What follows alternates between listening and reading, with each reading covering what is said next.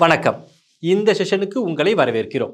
Input போர்ட்டின் ரீடிங்கை சரிபார்த்து ஸ்விட்சுகள் மற்றும் எல்சிடியை இன்புட் மற்றும் அவுட்புட்டுக்காக பயன்படுத்தி பெறப்பட்ட பைட்டுகளை மைக்ரோ கண்ட்ரோலரின் அவுட்புட் போர்ட்டுக்கு எவ்வாறு அனுப்புவது என்பதை இன்று கற்றுக்கொள்வோம். குறிக்கோள்கள். இந்த செஷனின் முடிவில் உங்களால் செய்ய முடிவது என்னவென்றால், ஸ்ட்ரிங்கை டிஸ்ப்ளே செய்ய இன்டர்ஃபேஸ் எல்சிடிக்கு புரோகிராமை என்டர் செய்வது, போர்ட்டுகள் மூலமாக ரிசல்ட்டை செக் செய்து அப்சர்வேஷனை ரெக்கார்ட் செய்வது, லிக்விட் கிறிஸ்டல் டிஸ்ப்ளே அல்லது எல்சிடி குறித்த அறிமுகம். எல்சிடி என்பது லிக்விட் கிறிஸ்டல் டிஸ்ப்ளேவின் சுருக்கம்.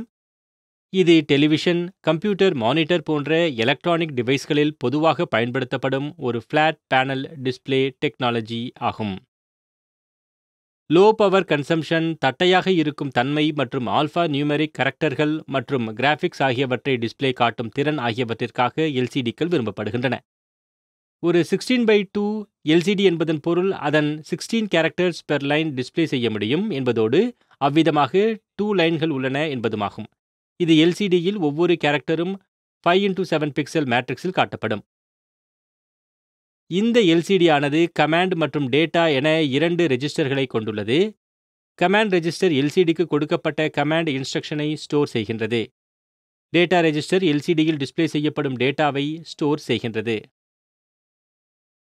இப்போது 16:2 எல்சிடி டிஸ்ப்ளேயின் பின்கள் குறித்து பார்க்கலாம். எல்சிடியில் மொத்தம் 16 பின்கள் உள்ளன. இந்த பின்களில் டேட்டா லைன்கள், கண்ட்ரோலர் லைன்கள், பவர் சப்ளை லைன்கள் மற்றும் கான்ட்ராஸ்ட் கண்ட்ரோல் லைன்கள் ஆகியவை அடங்கும். டேட்டா லைன்கள் D0, D7. இந்த லைன்கள் மைக்ரோ கண்ட்ரோலருக்கும் எல்சிடிக்கும் இடையிலான டேட்டா டிரான்ஸ்ஃபருக்கு பயன்படுத்தப்படுகின்றன. 8-பிட் மோடில் அனைத்து 8 லைன்களும் D0, D7 பயன்படுத்தப்படுகின்றன. 4-பிட் மோடில் ஹையர் ஆர்டர் டேட்டா லைன்கள் D4, D7 மட்டுமே பயன்படுத்தப்படுகின்றன. எல்சிடிக்கு கமாண்டுகள் அல்லது கேரக்டர்களை அனுப்பும்போது மைக்ரோ கண்ட்ரோலர் தேவையான பைனரி வேல்யூகளுக்கு பொருத்தமான டேட்டா லைன்களை செலக்ட் செய்கிறது.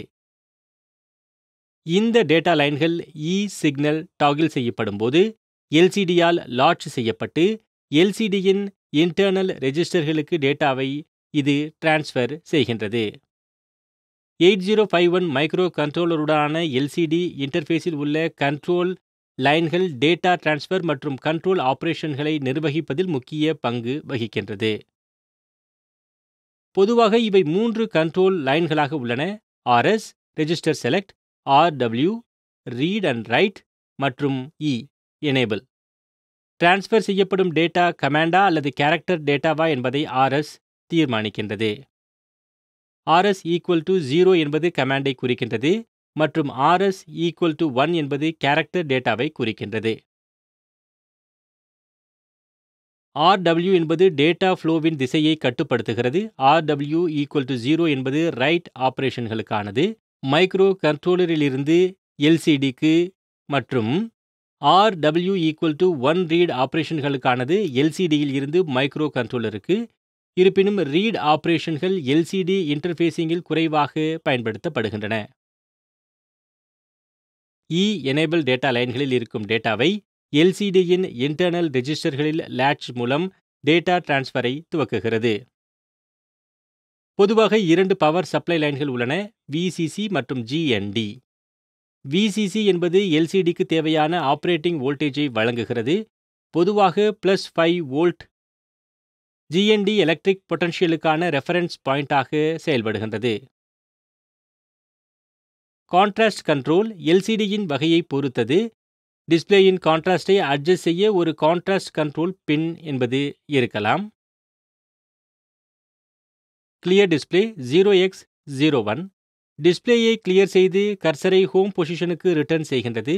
Address 0. Return home 0x02.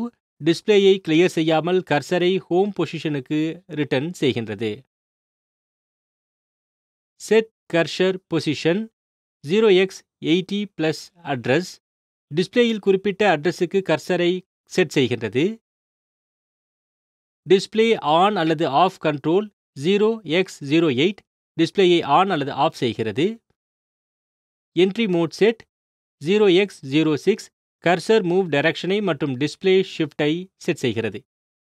Function set 0x38, interface டேட்டாவின் நீளம் 8 பிட் அல்லது 4 பிட், டிஸ்ப்ளே லைன்களின் எண்ணிக்கை வழக்கமாக 2 மற்றும் கேரக்டர் பாண்ட் 5x8 டாட்கள் அல்லது 5x10 டாட்கள் ஆகியவற்றை செட் செய்கிறது. கர்சர் அல்லது டிஸ்ப்ளே ஷீட் 0x10 கர்சர் அல்லது டிஸ்ப்ளேயை இடது அல்லது வலதுபுறமாக ஷிஃப்ட் செய்கிறது.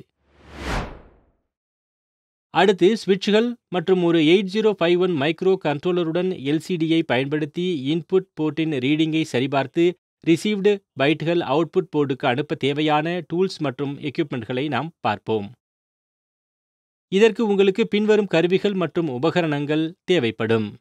அதாவது micro controller kit 1, keyboard 1, FRC கேபிள்கள் தேவைக்கு ஏற்ப. முதலில் மைக்ரோ கண்ட்ரோலர் கிட்டின் பவர் ஆன் செய்யவும். பவர் பட்டனுக்கு சென்று ஸ்விட்சை ஆன் செய்யவும். இப்போது மைக்ரோ கண்ட்ரோலரில் கோடை ரைட் செய்ய டெசிக்னேட்டட் போர்ட்டில் மைக்ரோ கண்ட்ரோலருக்கு கீபோர்டு எக்ஸ்டர்னலாக கனெக்ட் செய்ய வேண்டும். நாம் கீபோர்டில் கோடை ரைட் செய்யும்போது அது எக்ஸ்டர்னலாக கனெக்ட் செய்யப்பட்டுள்ளது. ஸ்விட்ச் எக்ஸ்டர்னல் மோடில் உள்ளதா என்பதை நீங்கள் சரிபார்க்க வேண்டும். இப்போது மைக்ரோ கண்ட்ரோலரில் கிட்டில் புரோகிராமை என்டர் செய்ய தொடங்குவோம். நாம் அசெம்பிளி லாங்குவேஜில் கோட் ரைட் செய்வதால் கீபோர்டில் ஏ ஐ கிளிக் செய்யவும். தொடர என்டரை கிளிக் செய்யவும். இப்போது மைக்ரோ கண்ட்ரோலருக்கான ஒரிஜினை தரவும். இங்கே நாம் 4200 என்று தருகின்றோம். ஒரிஜின் ஸ்டார்டிங் அட்ரஸ் ஒவ்வொரு கிட்டு இது மாறுபடும். இப்போது என்டர் செய்யவும். MOV A,P1. இதன் பொருள் அக்யூமுலேட்டர் ஏயில் போர்ட் 1 வேல்யூவை மூவ் செய்வதாகும். கோடின் அடுத்த லைனை ரைட் செய்ய டபுள் என்டர் செய்யவும். இப்போது என்டர் செய்யவும். MOV DPTR, #4500. நாம் 4500 இம்மிடியேட் வேல்யூவுடன் டேட்டா பாயிண்டர் ரெஜிஸ்டரை அசைன் செய்கின்றோம். இந்த அட்ரஸில் அவுட்புட் ஸ்டோர் செய்யப்படும். கோடின் அடுத்த லைனை ரைட் செய்ய டபுள் என்டர் செய்யவும். இப்போது என்டர் செய்யவும். MOVX @DPTR, A. MOVX என்பது எக்ஸ்டர்னல் இன்ஸ்ட்ரக்ஷனை மூவ் செய்வதை குறிக்கிறது. @DPTR இது DPTR டேட்டா பாயிண்டர் ரெஜிஸ்டரில் சுட்டிக்காட்டப்பட்ட எக்ஸ்டர்னல் மெமரியில் உள்ள அட்ரஸை குறிக்கின்றது. கோடின் அடுத்த லைனை ரைட் செய்ய டபுள் என்டர் செய்யவும். இப்போது என்டர் செய்யவும். கோடின் அதே லைனுக்கு ஷார்ட் ஜம்ப்.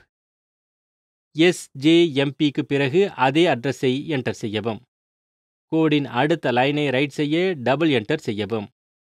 இப்போது டைப் செய்யவும். ப்ளஸ் என்டர் செய்யவும். கோடிலிருந்து எக்ஸிட் ஆகவும்.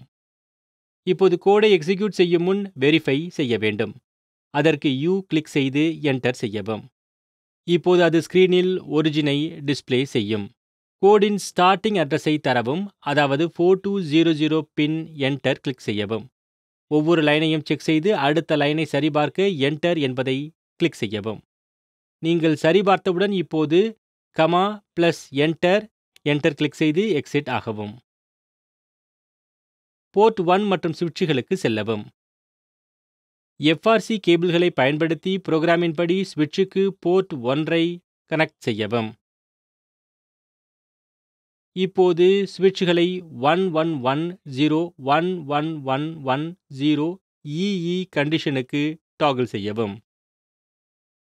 புரோகிராமை எக்ஸிக்யூட் செய்ய என்டர் கோ ஸ்டார்டிங் அட்ரஸ், அதாவது 4200 பின் என்டர் கிளிக் செய்யவும். டிஸ்ப்ளே எக்ஸிக்யூட் ஆவதை காண்பிக்கும். இப்போது ரீசெட் பட்டனை கிளிக் செய்யவும். அவுட்புட்டை டிஸ்ப்ளே செய்வதற்கு என்டர் SP மற்றும் டேட்டா பாயிண்டர் அட்ரஸ் செய்யவும். அதில் நாம் வேல்யூவை ஸ்டோர் செய்திருக்கின்றோம். இங்கே அது 4500 பின் என்டர் கிளிக் செய்யவும்.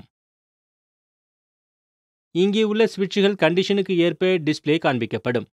1110, 1110 அதாவது EE. ரீசெட் பட்டனை கிளிக் செய்து மற்றொரு உதாரணத்தை எக்ஸிக்யூட் செய்யவும். இப்போது சுவிட்சுகளை A5க்கு டாகிள் செய்கிறோம். அதற்கு LSBயில் இருந்து தொடங்கவும். சுவிட்சுகளை 10100101 என டாகல் செய்யவும், அதாவது A5. புரோகிராமை எக்ஸிக்யூட் செய்ய கீபோர்டுக்கு சென்று கோ என்டர் செய்து ஸ்டார்டிங் அட்ரஸை என்டர் செய்யவும். இங்கே அது 4200 மற்றும் என்டரை கிளிக் செய்யவும். இப்போது ஸ்கிரீன் எக்ஸிக்யூட்டிங் என்று காட்டும். அடுத்த ஆக்ஷனை செய்ய ரீசெட்டுக்கு நேவிகேட் செய்து ரீசெட்டை கிளிக் செய்யவும். இப்போது கீபோர்டில் SP என டைப் செய்து டேட்டா பாயிண்டரின் அட்ரஸை டைப் செய்யவும், அதாவது இங்கே அது 4500. என்டரை கிளிக் செய்யவும். ஸ்கிரீனில் அது சுவிட்சுகளின் பொசிஷனை காட்டும். இங்கே அது A5 10100101. இப்போது இந்த செஷனின் முடிவுக்கு நாம் வந்துவிட்டோம். இந்த செஷனில் நாம் கற்றுக்கொண்டவை: டேட்டாவை டிஸ்ப்ளே செய்வதற்கான LCD புரோகிராமிங் செய்வது மற்றும் LCDயை 8051 உடன் கனெக்ட் செய்து டேட்டாவை டிஸ்ப்ளே செய்வது. பார்த்ததற்கு நன்றி. அடுத்த செஷனில் நாம் சந்திப்போம்.